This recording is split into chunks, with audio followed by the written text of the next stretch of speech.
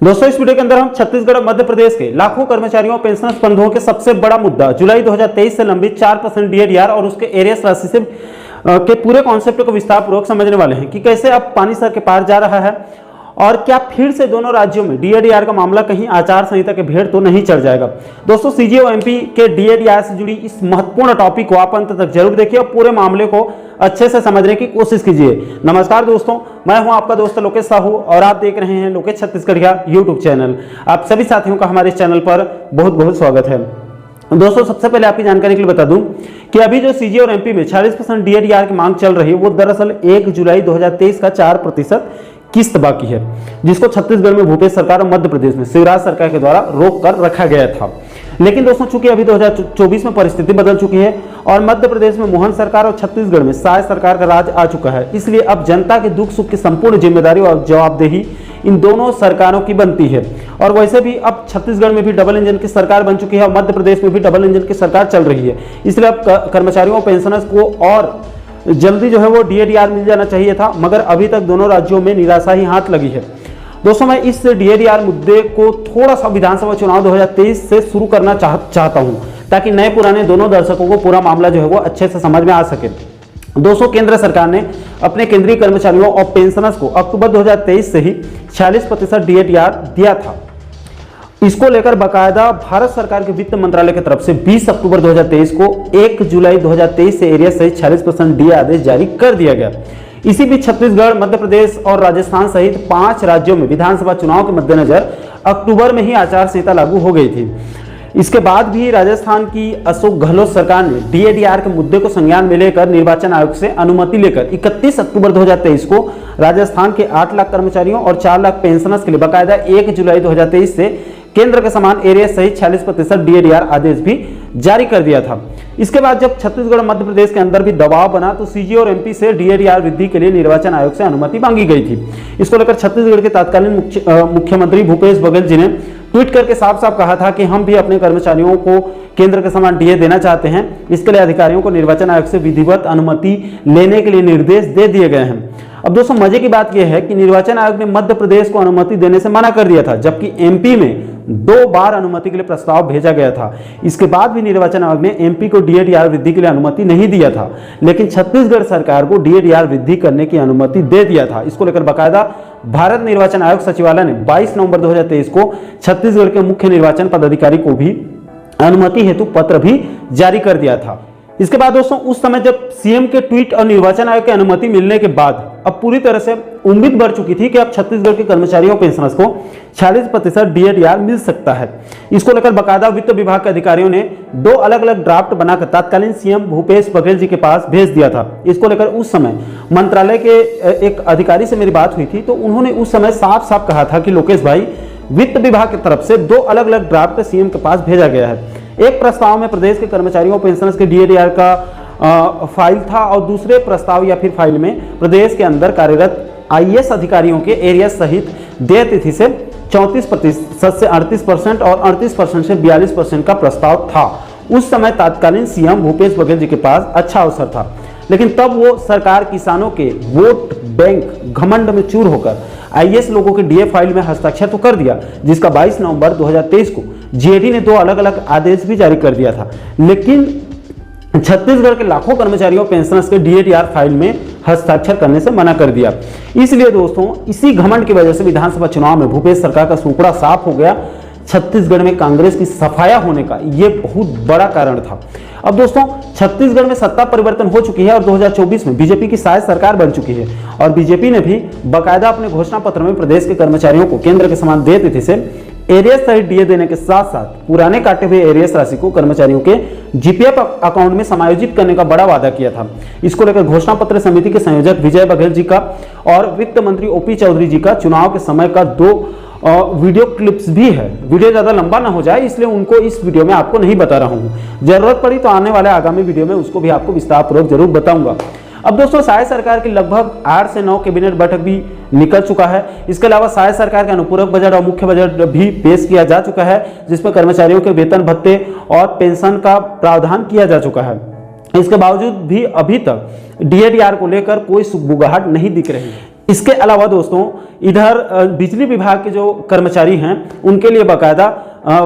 केंद्र के समान देय तिथि से एरियस सहित डीए और डीआर आदेश जारी किया जा चुका है, लेकिन प्रदेश के लाखों कर्मचारियों की अनदेखी यहां पर किया गया है। इसको लेकर छत्तीसगढ़ में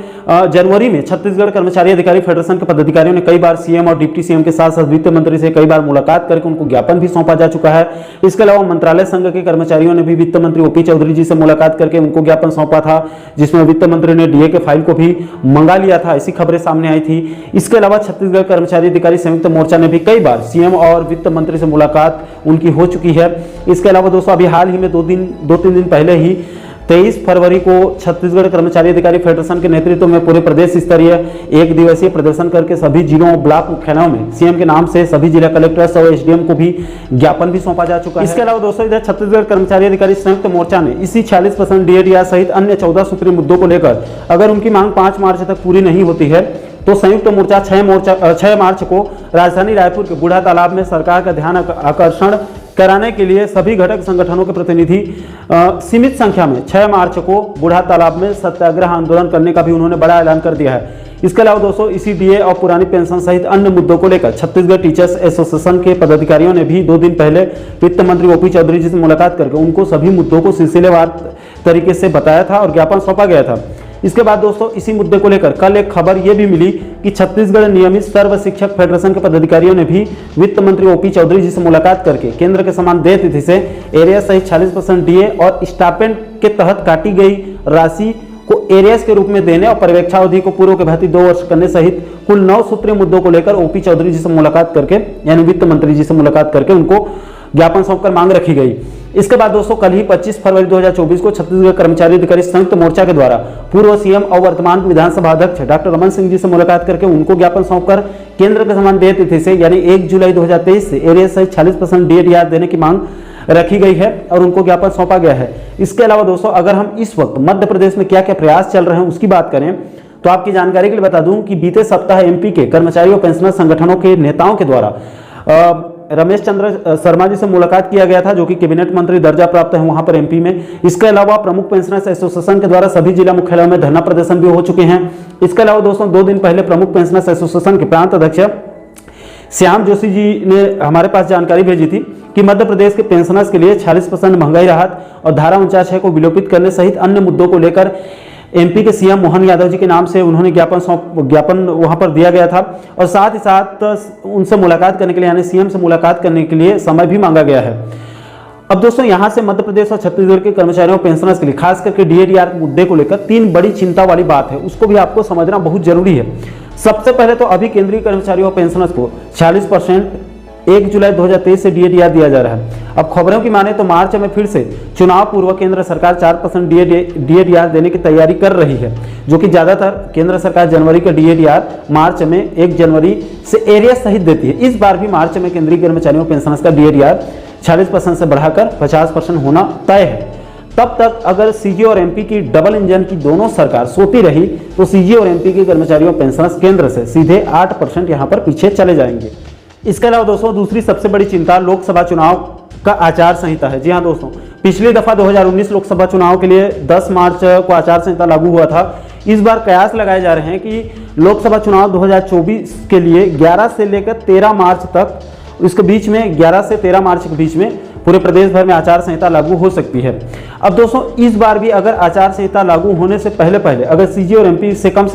जुलाई 2023 से 40% डीएडीआर एरियस सहित आदेश जारी नहीं होता है तो आप यकीन मानिए कि इस बार भी डीएडीआर फिर से आचार संहिता की भेंट चढ़ सकती है। और भगवान न करे ऐसा हो गया तो फिर आचार संहिता जून में ही हटेगी और जुलाई में फिर से केंद्र का डीएडीआर 50% से बढ़कर 54% हो सकता है। तब तक सीजी और एमपी के कर्मचारियों पेंशनर्स 42% में लटक कर रह जाएंगे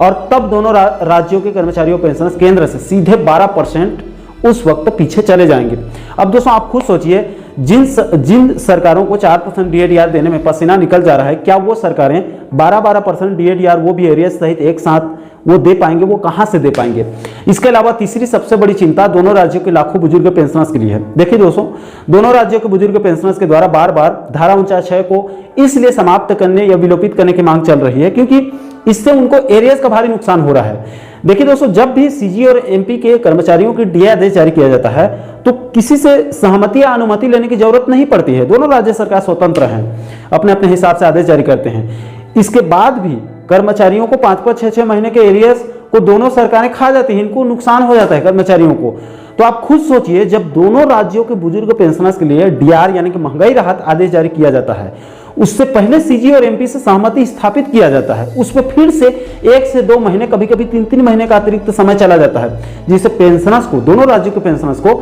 महंगाई राहत समय पर नहीं मिलता और उनको भारी एरियाज का नुकसान उठाना पड़ता है। जबकि वो बुजुर्ग हो चुके हैं, उनको बुढ़ापे में और इलाज पानी में खर्चा वगैरह करना पड़ता है, उनको ज़्यादा खर्चा है। और इस बार भी अगर अभी आचार संहिता से पहले पहले दोनों राज्यों में अभी तुरंत डीएडीआर आदेश जारी नहीं किया गया तो आगे पेंशनर्स की मुश्किलें और बढ़ सकती है। इसलिए दोस्तों, आप पानी सर के पार जा रहा है, इसलिए आप यहां से छत्तीसगढ़ की साय सरकार और एमपी के मोहन सरकार को होश में आकर कम से कम अभी तत्काल एरिया सहित 40% डीएडीआर आदेश जारी कर देना चाहिए, ताकि कम से कम अभी चुनाव पूर्व दोनों राज्यों के लाखों कर्मचारियों पेंशनर्स बंधुओं को कम से कम अभी महंगाई के मार से अभी थोड़ी सी राहत मिल सके। तो आशा करता हूं दोस्तों कि आप इस वीडियो के माध्यम से